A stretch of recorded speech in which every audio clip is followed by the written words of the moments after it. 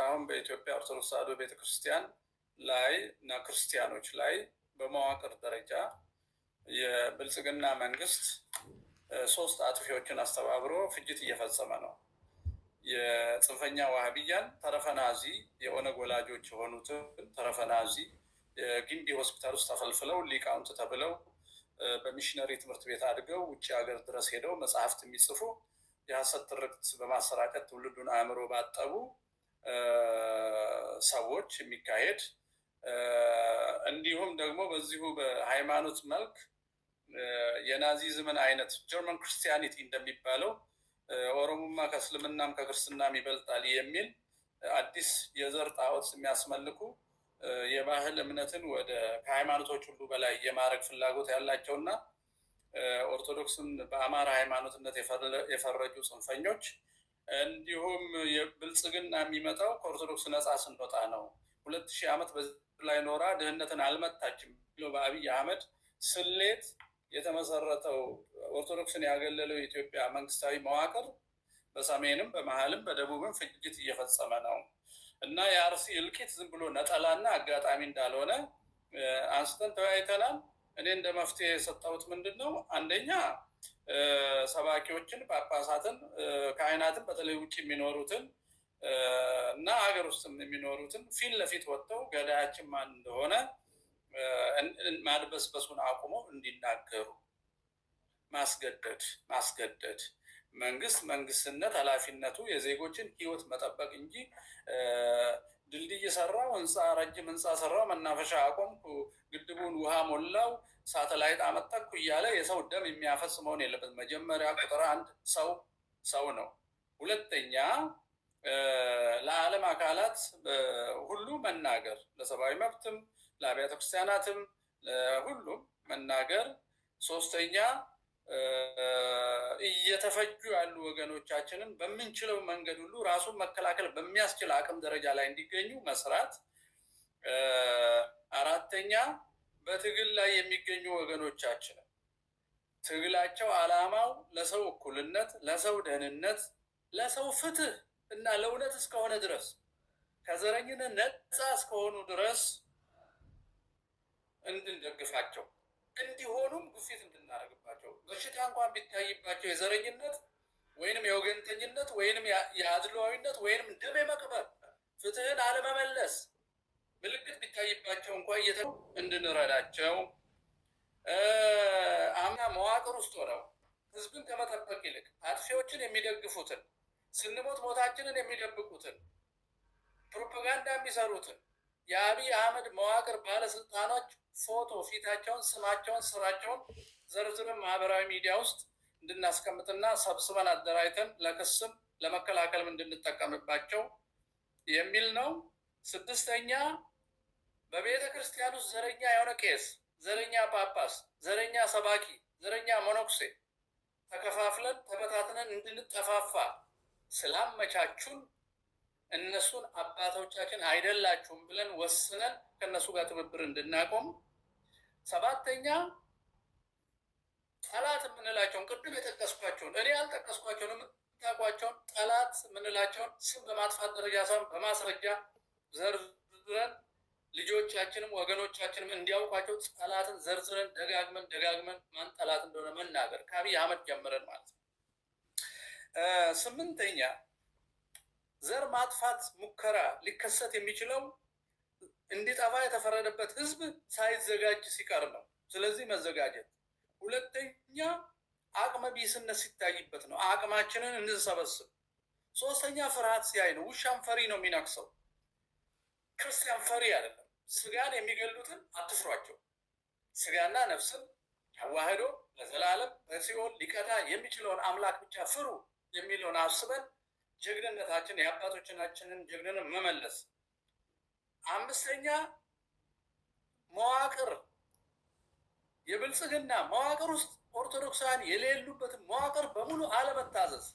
እኛን ያገለለ መዋቅር ሁሉ ጠላታችንና የእኛ ሞት የሚደገስበት መዋቅር መሆኑ፣ የጸጥታ መዋቅር፣ የፍትህ መዋቅር፣ የግብርና፣ የጤና፣ የትምህርት፣ የማንኛውም መዋቅር መንግስት መዋቅር እኛ ከሌለንበት እኛ ያልተካተትንበት ከኛ ኋላ የሚዶልት በኢኮኖሚም በሁሉም የሚወጋ መሆኑን አውቀን መዋቅሩን አለመተባበር መዋቅር ውስጥ እንዲያስገቡን ጥያቄ ማቅረብ፣ ግፊት ማድረግ፣ ያለበለዚያ ጠላትነት ፈርጀን በሚቻለው ሁሉ መጉዳት መጀመር አለብን። ስድስተኛ መፍትሄ ሰጪና ነፃ አውጪ ከመጠበቅ ስነ ልቦናችንን ነፃ ማውጣት አለብን። ማንም አይመጣልንም፣ ዓለምም አይመጣልንም፣ መንግስትም አይመጣልንም፣ ጳጳስም መጅሊስም አይደርስልንም። ራሳችንን ለማዳን መነጋገር። ሰባተኛ በመሪዎች መካዳችንን ማመን፣ በቤተ እምነትም በቤተ መንግስትም ተክደናል የሚለው ማመን።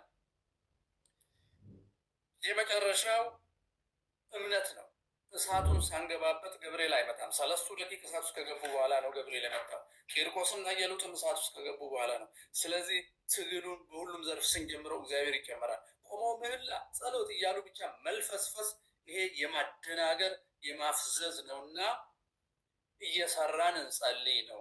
ንስሐ ገብተን እየሰራን ነው እንጂ ቆሞ ብቻ መጸለይ ሽባ አይደለንም። በአምሳሉ የፈጠረን አስበን እንድንሰራ ነው። ከፈጠረው እንድንፈጥር ነው። ለደካማው እንድንቆም ነው እና ዝም ብሎ ባዶ መጸለይ የሚባል ነገር የለም። ስራ እየሰሩ ነው የሚጸለው። ሱታፌ አምላክ እሱ ነው። ቅዱስ ባስልዮስም ጎርጎርዮስ ዘኑሲስም ቅዱስ ዮሐንስ አፈወርቅም ሁሉም የሚሉት without public engagement there is holiness, there is no holiness። በተግባር የህዝብ ጉዳዩ ሳንሳተፍ የሰው ጉዳዩ ሳንሳተፍ ቅድስና የለም።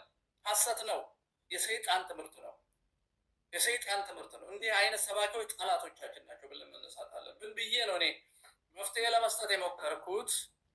አሁን እዚህ ውስጥ ያላችሁ ሰዎች ተረት አልፈልግም፣ ወይንም ምኒልክ ጡቴን ቆረጠኝ እንትና እንዲህ አለ የትግራይ ጊዜ አልተናገርክም የሚል ይሄ ወደኋላ የሚሸና እንደግመል እሱን አንፈልግም። እሱ ኢሚዲየትሊ ከዚህ መወገድ አለበት። መፍትሄ የሚያልቀውን ሰው እንዴት እናቁም፣ የሚያስጨርሰን መዋቅር እንዴት እንቋቋም የሚለው ላይ ብቻ የዳር ዳርና ዲስኩር የምትፈልጉ ሰዎች ሌላ ቤት ፈልጉ። እዚህ መፍትሄ ነው። ሌሎቻችሁ እግዚአብሔር ይስጥልኝ። መፍትሄ መሬት ላይ ያሉ እያለቁ ያሉ የአርሲ፣ የሐረርጌ፣ የባሌ፣ የአማራ፣ የትግራይ፣ የአዲስ አበባ ለአፈና የተዘጋጁ ከመዋቅር የተገለሉ ድህነት እንዲጫናቸው ሆነ ተብሎ የተደረጉ ወለጋ ራሱን እየተከላከለ ነው። መፍትሄ የምትሉትን ተናገሩ ወንድሞቼ። እግዚአብሔር ይስጥልኝ። የእናንተ ነው መድረኩ። ከመጀመሪያውን ጀምር። መጀመሪያ የገባው ማን ነው? ሲሳይ ነው ወይስ ክንፈ ነው? ሲሳይ ሀሳብ ከሌለ ራስህ አውርድልን፣ ሌላ ሰው እናስገባለን። ሲሳይ ሀሳብ ካለ መፍትሄ ላይ ብቻ አተኩረ፣ ካልሆነ ራስህን አውርድልን።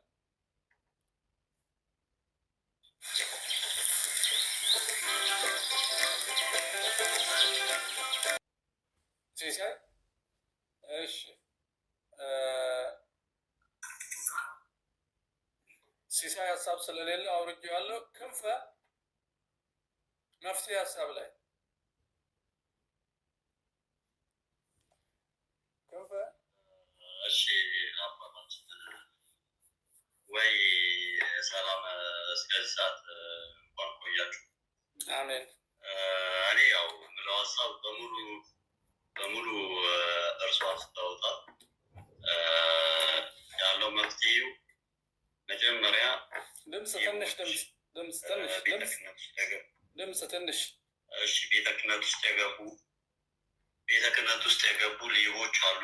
እነ ሌባ ሳዊሮስ የመሰሉ ከሱ ጋር ይዟቸው የገቡ ሌቦች ጓደኞች 3 ጳጳሳቶች አሉ። እነሱ ወዴት ሀገረ ስብከት ነው የተሾሙት? ኦሮሚያ ሀገረ ስብከት ውስጥ ሲኖዶሱ ማንን የሾመው? ምንድን ነው ስራው? ይሄ የአርሲ አህጉረ ስብከት ማንን የሾመው? ምንድን ነው እዛ ውስጥ የሚሰራው? ምንድን ነው ቤተክርስቲያን ሲቃጠል ምንድን ነው? ምዕመናን እየሞቱ ምንድን ነው ስራው? እና እዛ ውስጥ ያሉ አባቶች ለምሳሌ ኦሮምኛ ተናጋሪ በህዝቡ የሚወደዱ እና አቡነ ናትናኤል የመሰሉ አሉ።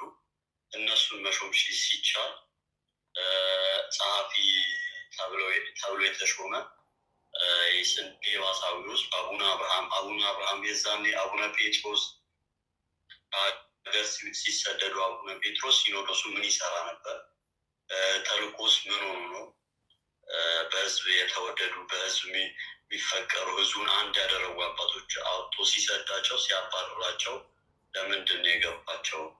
አንደኛ ቤተ ክህነቱን ማጽዳት ከውስጥ መጀመር፣ ሁለተኛ አንተም እርሱም እንደገለጹት ሀሳቡ እንደሰጡበት እዛ ውስጥ የባሌ የአርሲ ያሉ አጉሮች ማን ነው የሚመራቸው? ከቀበሌ አመራሩ ማን ነው? የወረዳ አመራሩ ማን ነው? ወረዳ አመራሩ ኦርቶዶክስ ካልሆነ ፍትህን የሚሰጥ ካልሆነ በስተቀር አይመራንም። እኛ ለብልጽግና አብይ ነው ያው አብይ እንደሚገለን እናውቃለን። በሁሉም በዚህ 8 ዓመት ውስጥ ጥቁር ለብሰናል፣ ጥቁር ለምን ለበሳችሁ ብሎ የገደለን መሀል አዲስ አበባ ላይ 24 ወጣቶች ሲሞቱ ሻሸመኔ ላይ ሚካኤል ላይ ሙስሊም ላይ ጥይት ተጠቁሞ ሰው ሲሞት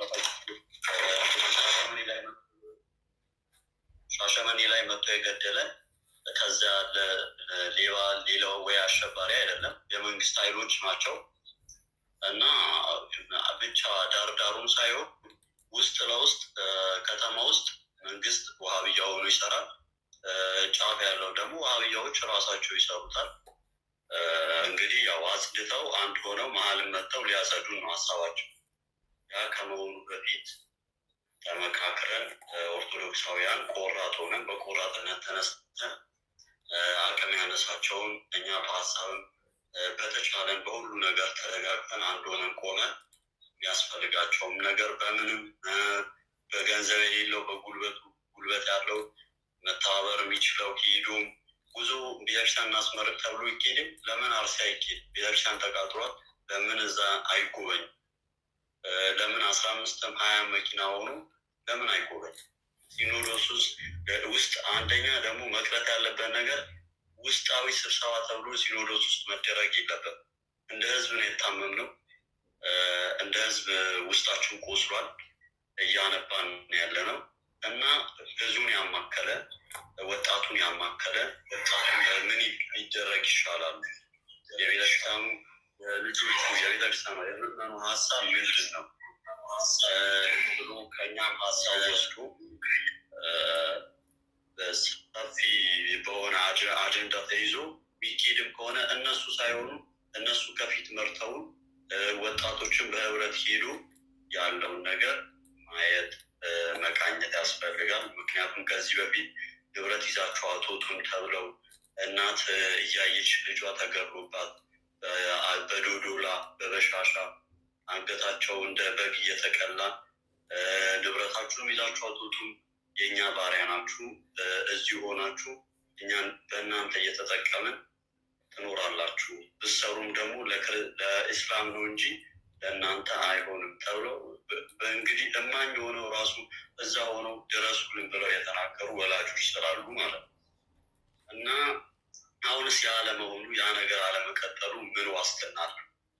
ስለዚህ ዘላቂ የሆነ መፍትሄ ያ ዋስትና እንዲገኝ ዋስትና እንዲሰጣቸው ከወጣቱ ጋር ተመካክሮ ሲኖዶሱ የሚያደርገው በውስጥ ስብሰባ አድርጌያለሁ ብሎ መግለጫ መስጠት ሳይሆን ህዝቡን ያማከለ ወጣቱን ያማከለ ወጣቱን ምን መስራት እንዳለበት እንዴት መደራጀት እንዳለበት ራሱ አውጥቶ ህጉን አርክቦ እኛን ያማከለ መሆን አለበት ብዬ አስባለሁ። እና ደግሞ እኔ አባቶች አንድ መልእክት አለ። አባቶች ይበልጥ በልጆቻቸው እንዳይጠሉ ከፈለጉ ይበልጥ እንድንገፋቸው ካልፈለጉ አሁን እሁድ አለ። እሁድ እኛ ስብከት አይደለም የምንፈልገው። ስብከት በስልካችን ዳውንሎድ አድርገን እንሰማለን። ከዚህ በፊት ብዙ የተሰበኩ ስብከቶች አሉ። አንብበንም መረዳት እንችላለን። ሰው የሚያጸድቀው ሰው የሚያጸናው በእምነቱ እንዲጸና የሚያደርገው ጽናት ነው እንጂ ስብከት አይደለም። እና ስብከት ሳይሆን እነዚህ ስላሴ ወገኖቻችን መመካከር አለብን። ልጆቻችን ሆይ በየአድባራቱ ግዴታ አደባባይ ወጥተን ሰላማዊ ሰልፍ እንውጣ ሳይሆን በየአድባራቱ እዛ ውስጥ ላሉ ህዝብ ማሳወቅ አለባቸው። አርሲ እንደዚህ እየተገደሉ ነው፣ ምንድን ነው እናንተ በምን መርዳት ትችላላችሁ? ነገ መሀል ከተማ ሆኖ ይሄ እንዳይሆን እናንተ ያላችሁበት ቤተክርስቲያን እንዳይቀጠል ምን ሀሳብ አላችሁ? በምን አንድ ሆነን መቆም እንችላለን? እና የሚለው ነገር በደንብ አጽንኦት ሰጥተው የደብር አስተዳዳሪዎች አሉ፣ ሰበካ ጉባኤዎች አሉ፣ የተለያዩ ማህበራት አሉ እና እነሱ የየራሳቸው ስራ ሊሰሩ ይገባል። ቅድም እንዳሳዩት እርሶም እንደተናገሩት በአድባራቱ ልክ ወጥቶ የሆነ ወጣት ሁሉም ወጣት እንደዚህ ማለት ይፈልጋል። ግን ይሄ ነገር ሲናገር አንተን አስገዳዩ አንተን እንደዚህ አድራጊ ብሎ የሚገፋ ከሆነ እዛ ውስጥ የቆመ ቤተክርስቲያን መሪ ነው፣ ቤተክርስቲያን እያስተዳደር ነው ተብሎ የሚታሰብ አካል አንተ ገዳይ አይነት ብሎ ለወገኖቹ እየተቆረቆረ ለወገኖቹ ድምፅ እየሆነ አንተ ገዳይ አይነት ተብሎ የሚፈረጅ ከሆነ ይሄ አባት አይደለም። አባት ነው ብለንም እኛ በሱ አምነን አንባረክንም፣ ይባረከናል ብለን አናምንም እና እንደዚያ አባቶች በደንብ ልጆቻቸው ሊቆጣጠሩ ለልጆቻቸው ግድ ሊሰጣቸው ይገባል። ለያዙት መስቀል፣ ለተቀበሉት ክህነት፣ ስልጣን ክህነት ተራ ነገር አይደለም። መቼም እውነቱን ተምሮ ወደ ክህነት ደረጃ የደረሰ ሰው በዘመድ በጎሳ በዘረኝነት ያልገባ ሰው፣ ለሌብነት ያልገባ ሰው፣ እውነትም ለማስተማር እውነትም ለክርስቶስ እረኝነት የቆመ ሰው ክህነት በጣም ትልቅ ስልጣን ነው ብዬ ነው የማስበው። ለኦርቶዶክስ እረኝነት የማይበቁ ለጠላት የሚሰሩትን ለይቶ ከመዋቅራችን እንዲወጡ ማድረግ የምንችለውን ሁሉ ማድረግ ነው። ሁለተኛው ራሱ የመንግስት መዋቅር ኦርቶዶክሳውያን የሌሉበት የሚጎዳን ጥበቃ የማያደርግልን መቃወም እንዲስተካከል ማድረግ ነው። ሶስተኛው በብዛት ሆነን ወደ አርሲ ጉዞ በማድረግ ጉዳት የደረሰባቸውን ማጽናናት፣ መልሶ መትከል፣ ከዛ ደግሞ ያንን ጉዳት ያደረሱ ሰዎች ላይ የስነ ልቦና ጫና ማሳደር ነው። አራተኛ ሲኖዶሱ ዝም ብሎ ለብቻ ጥቂት መነኮሳት ተሰብስቦ በማያውቁት ነገር ተነጋግረው ውሳኔ ከሚወስኑ ህዝብ ተሳትፎበት ወጣቱም ሀሳብ ሰጥቶ የህዝብ ተሳትፎ ያለበት ሲኖዶሳዊ ውሳኔ ላይ እንዲደረስ ነው። እንዲህ አይነት ውስብስብ ጉዳይ ስላጋጠመን ማለት ነው። አይ ቲንክ አምስተኛ በየአጥቢያው ሰበካ ጉባኤውም አጥቢያውም በዚህ በሚቀጥሉ ሳምንታት ሁሉ ሌላ ስብከትና ሌላ መዝሙር የክራር መደብደብ አሁን የመጣብን ይሄ የክራር መዝሙር አለ፣ ሙዚቃ ይመስል እዛ የጠላነው ሙዚቃ አምጥተውብናል ቤታችን እና እሱን ትተው በአርሲ በሐረርጌ በመላው ኢትዮጵያ በኦርቶዶክሳውያን ላይ እየተካሄደ ያለውን የዘር ፍጅት፣ የሊቃውንት ግድያ፣ አሁን ደግሞ የተጀመረው የሊቃውንት እስር እና የሐሰት ትርክቱን ሁሉ በሚመለከት ስለ መፍትሄው በየአጥቢያው ውይይት ተደርጎ ውይይት ብቻ ሳይሆን ውይይቱ ወደ ተግባር የሚቀየርበትን በየአጥቢያው ማቀድ መጀመር፣ ህዝቡ አንድ አይነት መንፈሱ ላይ እንዲገኝ ማድረግ የሚል ያልክ ይመስለኛል። ይህ ሰበስበው እና ይሄ ትልቅ አክሽን ፖይንት ነው። በእውነት አክሽን ፖይንት በጣም ጥሩ የሆነ ለተግባር የቀረበ ዝም ብሎ አየር ላይ ያለ ነገር አይደለም እና በተግባር ሊተረጎም የሚችል ስለሆነ ቃለ ሕይወት ያሰማልን ነው የምለው ወንድሜ። ለሌሎች ቦታ ከፈጠርክ ትወርዳለህ። ከዛ ሌሎቻችሁ ቀጥሎ ያለው ማን ነው? ከኔ ቀደም የተናገረው ወንድሜ ሙሉ በሙሉ እኔ ሰከንድ አደርጋለሁ። እስማማበት ፖይንት ነው። በጣም ጥሩ የሆኑ ፖይንቶችን ነው ያነሳ። እንዲሁ ለመጨመር ያህል በነገራችን ላይ ኮፒ ሊንክ እያደረጋችሁ፣ ምክንያቱም እያወረዱት ምን እያሉት የሆነ ምልክት እያመጡ ነው እና እነሱ ተሰብስበው ሪፖርት ያደረጉብናል። እኛ ሼር ለማድረግም እንቸገራል። እንደምታውቁት አሁን ይሄ ቼልሲ ምናምን ቢሆን ይሄን ስንት ሚሊዮን ሰው እዚህ ይመጣ ነበር። እሺ እግዚአብሔር ይስጥልኝ መምህር። እንደተባለ ነው መጀመሪያ ማጽዳት ያለብን ከቤታችን ነው። ከቤታችን ብዙ ስለቆሸሸ ነው ያ ከቤት የቆሸሸውን እያዩ ከውጭ ያሉትን የሚጫወቱብንና መጀመሪያ ከቤታችን ማጽዳት ያስፈልጋል። ወንድም ያለው ሙሉ በሙሉ ነው የምጋራው። እዚህ ላይ ተጨማሪ የምጠቅሰው እንዲያው መነኮሳቱ አባቶች ቤት ዘግተው መወያየት ብቻ ሳይሆን በየጊዜው አጣሪ ኮሚቴ እየተቋቋሙ እነዚህ አጣሪ ኮሚቴዎች የህዝብ ማዘናጊያ፣ የህዝብ ትኩሳት ሲነሳ ወይም ደግሞ ህዝቡ ቁጣው ሲግል አጣሪ ኮሚቴ ያቋቁመናል ይባላል። እነዚህ አጣሪ ኮሚቴዎች በየጊዜው ይቋቋማሉ፣ ግን መጨረሻ ላይ የደረሱበት አይታወቅም። ከዚህም ይህንንም እንደው የምናስቆምበት ነገር ነው። ኢሚዲየትሊ መፍትሄ የሚገኝበትን እንጂ አጣሪ ኮሚቴ እየተቋቋመ በየጊዜው በብዙ እንትኖች አሁን በዚህ በአርሲውም ጃሜዳ ጉዳይ፣ በመስቀል አደባባይ ጉዳይ፣ ከዚህ ከኮሪደር ልማት ጋር ተያይዞ ቤተክርስቲያን ከተረጋ በተፈጠረው ነገር በብዙ ነገሮች ላይ አጣሪ ኮሚቴ በዓላትንም ጨምሮ ማለት በዓላት አካባቢን ጨምሮ ብዙ አጣሪ ኮሚቴ ብዙ ልዑካን እንትን ይባላል። ግን እስከምን ድረስ ሄዱ፣ ምን ምላሽ ተገኘ፣ ምን ላይ ድምዳሜው ምን ሆነ የሚለውን ህዝበ ክርስቲያኑ ያውቀው። በሚቀጥለው ሌላ አጀንዳ ይመጣል። ሌላ እንደገና አጣሪ ሮስ ኮሚቴ ይቋቋማል ወይ ደግሞ ልዑካን ይቋቋማል። ይህ ራሱ አባቶቻችን የደከሙበት ቤተክርስቲያኑ የተጎዳችበት አንዱ አካሄድ ነው እና ይህ ነገር ቢቆም የሚል እንትን አለኝ። ነው ሀገራችን ነው ሀገራችንና ቤተክርስቲያናችን መልሰን መውሰድ አድርገው መተረፍ ያው ሰርቫይቫል ብቻ እንዳይሆን አይ ቲንክ ዌር ስቲል ስትሮንግ ለእነዚህ ለምናምንቴዎች የልብ ልብ የሚሰጥ አይነት አነጋገር እንዳይሆን ስለ መትረፍ ብቻ አይደለም፣ ሀገራችንን መልሰን መውሰድ ነው ከጠላቶቻችን እጅ። ትክክል ነው። የመጣብንን ጥቃት መክቶ አሁን እንዳሉት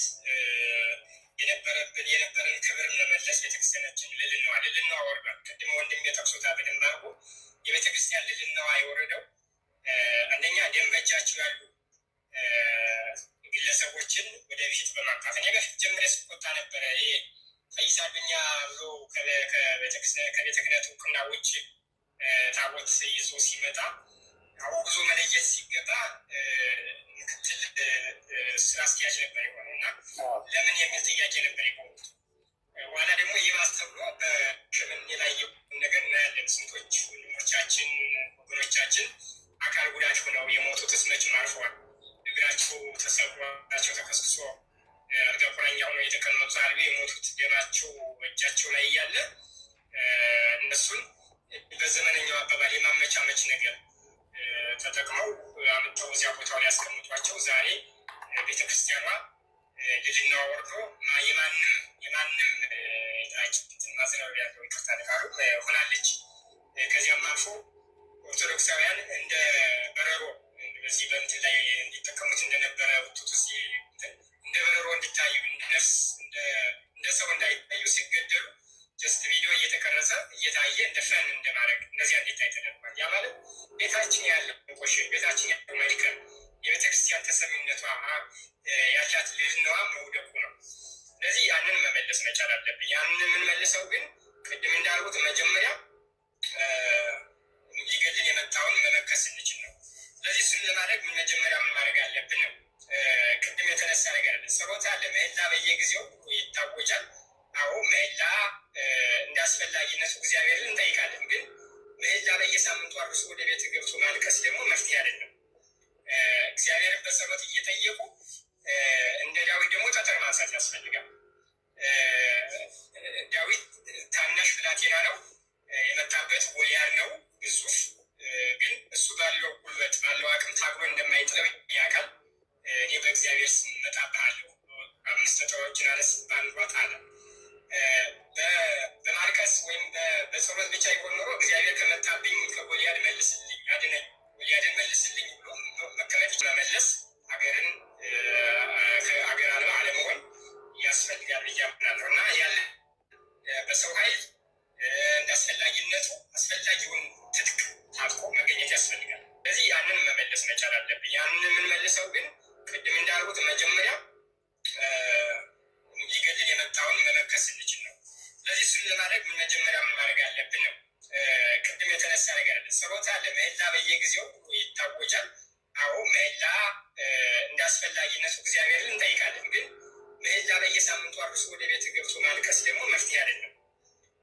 እግዚአብሔርን በጸሎት እየጠየቁ እንደ ዳዊት ደግሞ ጠጠር ማንሳት ያስፈልጋል።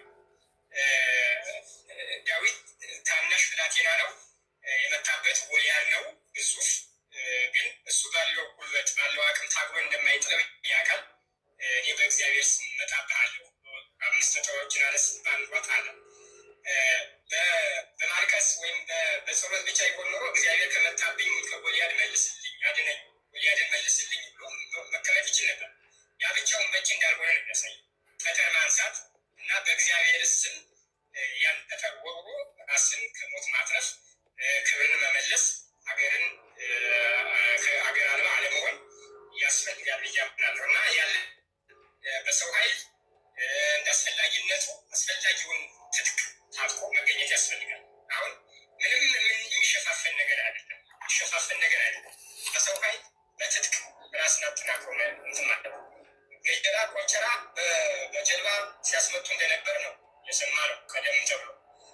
ትጥቅ ስንቁ ደግሞ በመንግስት ይቀርባል። ሁሉም ባለው በሚለዋው በምኑም እንዲህ በአቅራቢያ ያለውን ኦርቶዶክሳውያን እንዲገል ነው በመምህሮቻቸው በተለያዩ እንትኖች የሚነገራቸው። ሰው እኛ ደግሞ ገፍተን ሂደን ለመግደል ሳይሆን የሚገሉንን መክተን ርስታችንን ሃይማኖታችንን ለማስከበር እንደ ናቡቴ ደመከልብ ሆነን እንዳንቀር ርስታችንን ማስከበር ይጠበቅብናል እና በሰው ኃይልም በትጥቅም መጠናከር ይኖርብናል ብናለን። ሌላው ስጋቶችን አስቀድሞ መለየት ያስፈልጋል። በተለይ ምሁራን ኦርቶዶክሳውያን ምሁራን አስቀድሞ ስጋቶችን ለይቶ በማውጣት እዚያ ላይ አላርም የሚሰጡ ነገሮችን ለይቶ በማስቀመጥ እዚያ ቦታ ላይ ቅድመ ዝግጅት